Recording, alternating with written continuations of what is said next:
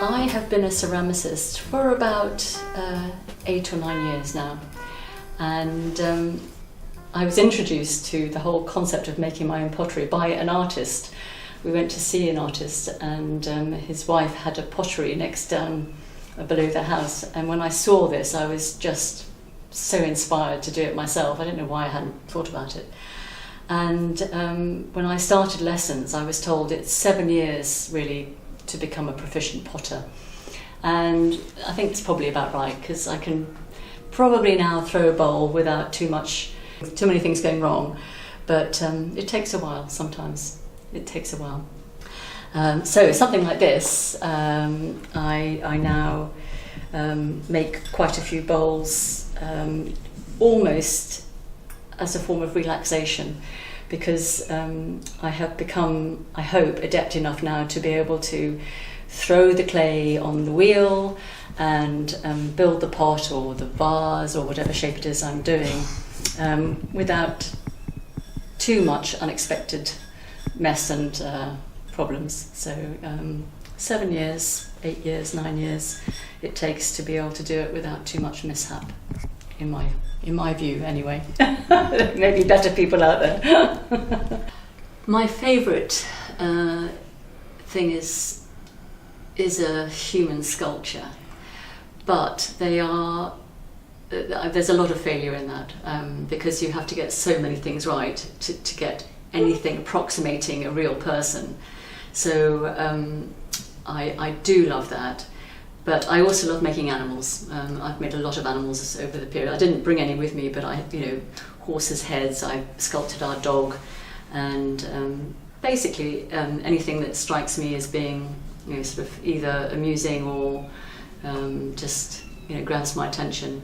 I made a golden hare for my first Burnham art trail, and it just had a good character face, and that's what sometimes happens. You try to get some sort of characterization that just pops, and it doesn't always work, but sometimes it does, and so that's good.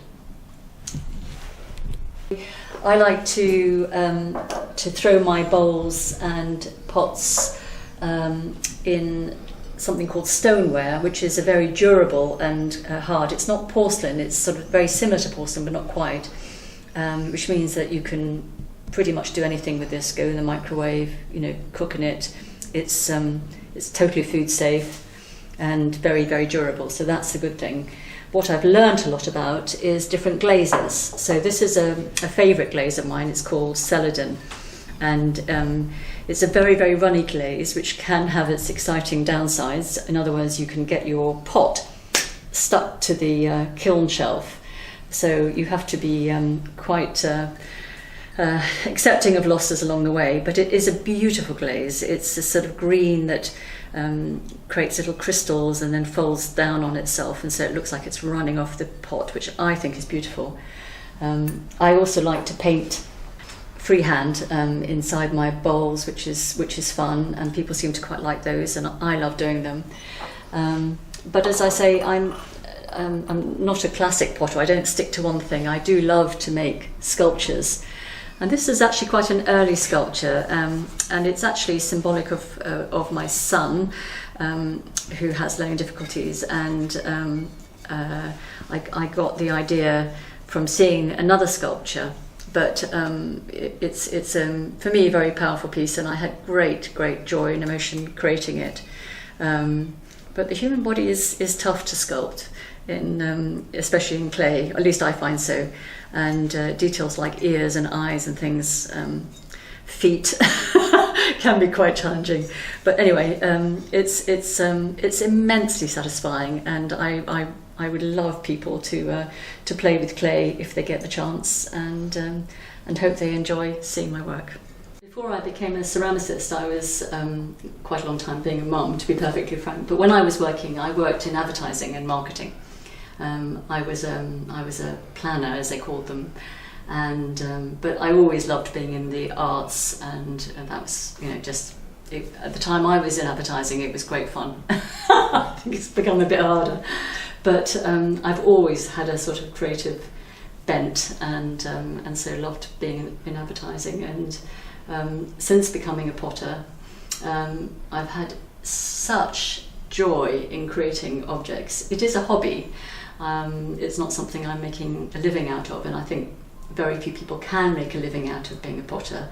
You have to, accept in a way that you are categorised as as a potter as opposed to an artist, and so there is a judgment that's made on ceramicists, which is a bit of a shame, if I'm honest.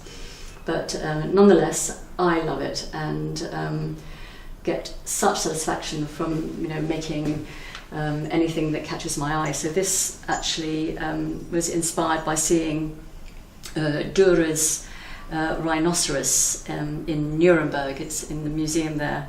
And I just thought it was a magnificent piece. It's obviously, big.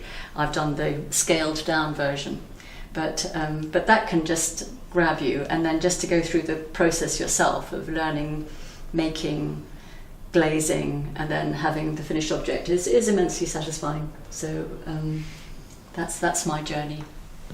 I've been part of the art trail now for I think about 4, maybe even 5 years. Yeah. And I was very nervous when I first applied, but since getting to know people and so much encouragement, such a lovely group of people, and it's all done as a volunteer effort, so it's a lot of work, particularly for the people who run it. So I'm delighted to be a part of the Burnham Art Trail.